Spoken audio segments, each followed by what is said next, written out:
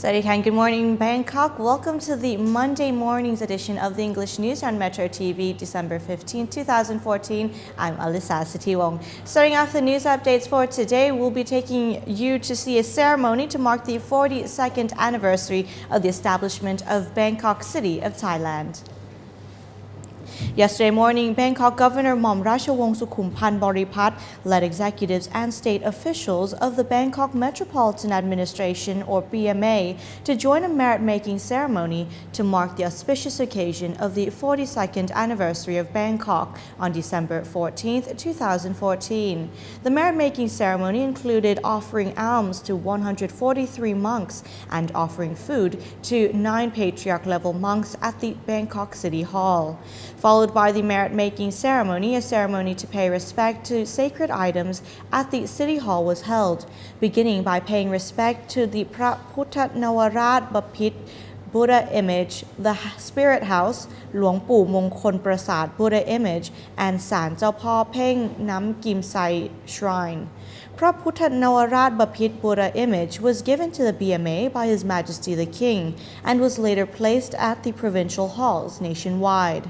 The Bangkok governor later presided over a release of car processions of 69 units under the BMA's authority to provide necessary services to the public in all places across Bangkok, such to clean religious places, to dredge up canals, to plant trees, and to provide services to child foundations. In the afternoon, Mom Ratchawong Sukhumpan led executives of the BMA to pay respect to sacred items at the Bangkok City Hall 2 in Dindang District, beginning from Indra on Erawan elephant image, which is a bronze sculpture of Bangkok's symbol which represents strength of the city administrative body. Moving on to other administrative news, the National Anti-Corruption Commission, or NACC, plans to speed up an investigation to persons linked with tax aversions of luxury car imports and to set up a special team to investigate these kinds of cases. National Anti-Corruption Commissioner Pakdi Polsiri updated a progress of investigation into tax evasions of luxury car imports, saying officials responsible are now concluding the cases while the office of the NACC is prepared to set up a team to specifically oversee these kinds of cases, as it is an important issue. He pointed out that the country would gain an amount of money if the culprits were brought to justice.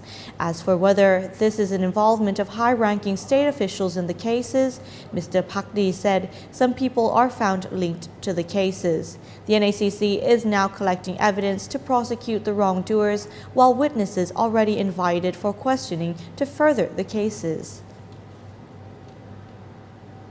In other national news updates, the National Legislative Assembly member has said that the amendment for the draft bill on sexual assaults on minors aims to scare the culprits off such crimes.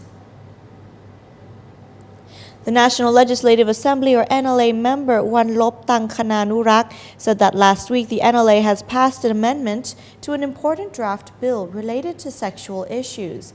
The draft bill will solve some problems of an avoidance of penalties for those guilty for raping a minor after it is found that the accused will ask the victim to marry and abandon her afterwards, or give the victim's family money in many cases.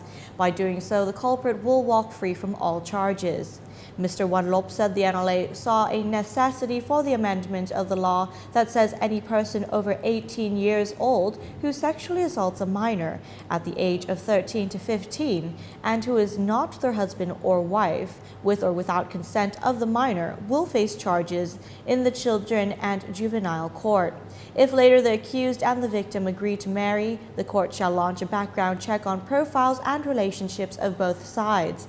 If the court grants the permission, the two sides shall report to the authorities in a given period, and the accused shall still face a penalty with a reduction of severity, as said in the law based on the judgment of the court. Mr. Wanlop pointed out that after the draft bill was amended, the culprit will not dare to commit such crime, as there is no way to avoid the penalties for committing it. Taking a look at the southern parts of Thailand now, the Internal Security Operation Command Region 4 is set to move forward another round of peace talks in the Deep South while welcoming the public's participation.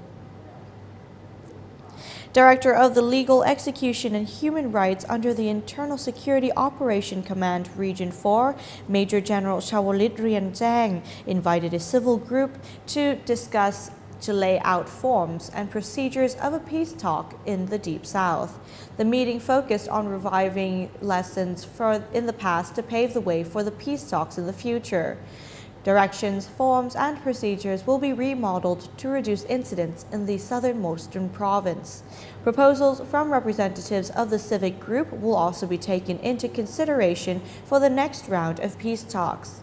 Director of the Deep South Watch Center, Assistant Professor Si Sompopjit Piromsi, disclosed that the meeting aims to gather the opinions from local people and experts for a better process of peace talks. The meeting will perform as a venue to hear public voices. Addressing his personal viewpoint, Mr. Si Sompop said the peace talks should be arranged in the same way as the previous one, as it was based on the framework of the National Security Council and the instruction of the National Council for Peace and Order. The frameworks focused on the public participation to solve problems, which is important for creating a healthy atmosphere for dialogue. Mr. Si Sompop pointed out that it would take a while to call for the first round of peace talks, as coordinating with Malaysian side as a mediator takes time. As for withdrawal from the peace talks of BRN rebellious groups leader Hassan Tayyip, Mr. Si Sompop viewed that it needs to see further what a reaction of all movement groups, including the BRN, would be in order to set suitable persons to join the dialogue. Moving on to other news updates now, in which the Social Development and Human Security Ministry plans to give around 20 gifts to people to mark the new year of 2015. Social Development and Human Security Minister, Police General Adun Sang Sing Gao, said his ministry is set to launch around New Year 20 gifts to the Thai people. Example of such gifts include to increase the disability living allowances from 500 to 800 baht per month, to decrease the interest rates of pawn shops by 1%, and to repair houses for the low-income earners.